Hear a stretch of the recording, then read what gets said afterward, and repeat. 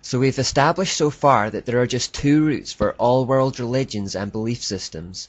The first root comes from Nimrod, Babylon, and behind it is Satan. The second root comes from Israel, the worship of the God of Abraham, Isaac, and Jacob. These are the two competing kingdoms in this world, the kingdom of darkness and the kingdom of light. Now some people, particularly Muslims themselves, would have you believe that Islam belongs to the second root, that it shares its origins with Judeo-Christianity and is something of a continuation of those faiths, that Islam is the last and true revelation of the Judeo-Christian God to his people. Even some Christians have been deceived into thinking that the word Allah is just an Arabic word for the Christian God, Yahweh, and that we are connected somehow. While we can't go through every religion one by one to show the links to Babylon, it's worth taking a little time to study Islam because of its prevalence on the world stage right now. So what I intend to do in this part is briefly show that Islam finds its roots in Babylon.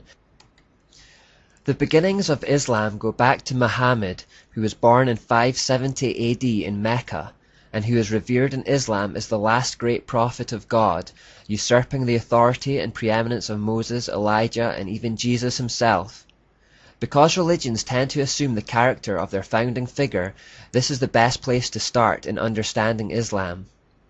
The Muslims have one holy book called the Quran, and several other volumes called Hadith, which are oral traditions relating to the words and deeds of Muhammad.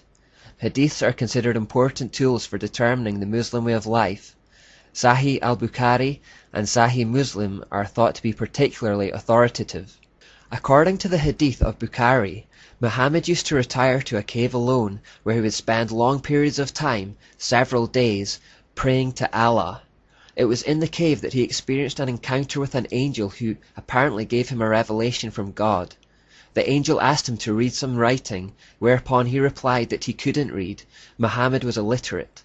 The angel then pressed upon him with such force and in such a way that he felt like he was going to die. Clearly it was a distressing experience.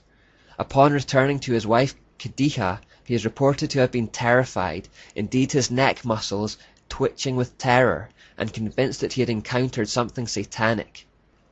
Now his wife Khadija had a Roman Catholic cousin called Waraka. Khadija ran to Waraka to report this experience to him to see if he had any insight from his Catholic religion.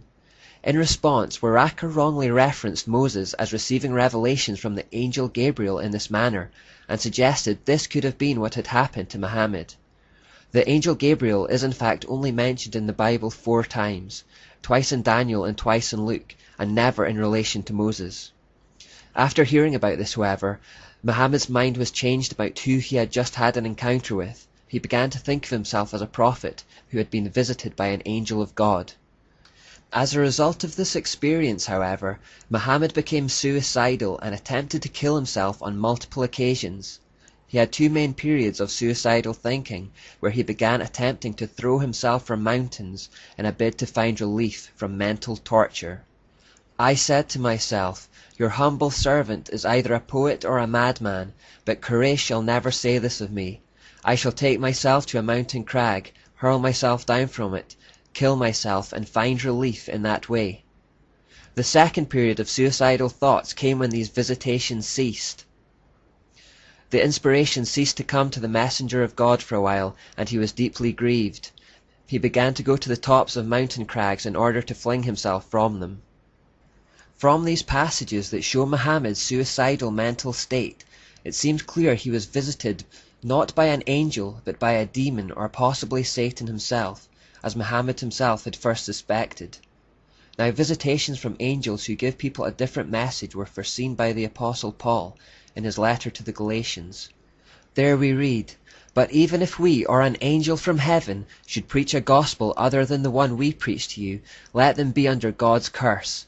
As we have already said, so now I say again, if anybody is preaching to you a gospel other than what you accepted, let them be under God's curse." The cave experience was not the first time Muhammad had been in contact with something demonic. He apparently had a strange but undefined experience as a child, after which his carer became convinced he had been possessed by a demon. Further evidence for potential demonic possession comes even within the Quran. In Surah 81:22-25 and Surah 69:41-42, people claim that Muhammad was inspired by the devil and something of a madman. Further evidence of Muhammad's mental disturbance is to be found in the Hadith of Bukhari, volume 7 and number 660. For a whole year he was so bewitched and befuddled that he thought he was having sexual relations with his wives when he wasn't. This is a strange scenario which can realistically only have two explanations. Either mental illness caused him to hallucinate, or he had some kind of sexual encounters with demonic entities. Either way, Muhammad was clearly disturbed. At one point in time, Muhammad admitted that Satan had put words in his mouth to compromise with pagan idol worship. These words have become known as the Satanic Verses. He later changed his mind on the issue, but it shows that he was unable to distinguish the source of his revelation. Another politically incorrect but equally true assertion is that he was a paedophile, marrying his wife Aisha when she was 6 years old and consummating the relationship when she was only 9. Muhammad was over 50 years old at the time. All kinds of arguments have been put forward in an attempt to excuse this behavior. Muhammad in fact had over 20 wives in his lifetime, while hypocritically restricting his own followers to just 4. One of his followers says, "I embraced Islam while I had 8 wives, so I mentioned it to the Prophet. The Prophet said, 'Select 4 of them.'" Muhammad himself was so filled with insatiable lusts and sexual desire that he would have relations with all of his wives in one night. Anas bin Malik said, "The Prophet used to visit all his wives in a round, during the day and night, and there were 11 in number. I asked Anas, had the Prophet the strength for it? Anas replied, we used to say that the Prophet was given the strength of 30 men. And now we can understand a little why Muslims are promised constant fornication with virgins in their paradise. It reflects the character of their Prophet. In this we also see similarities with the prominence of sexuality in occultism. Finally, as we look for links to Babylon, it should also be noted that Muhammad's visitations came in caves. As we noted way back at the start of this study, Babylonian worship, particularly relating to Nebo, happened in caves and was common practice in the mysteries.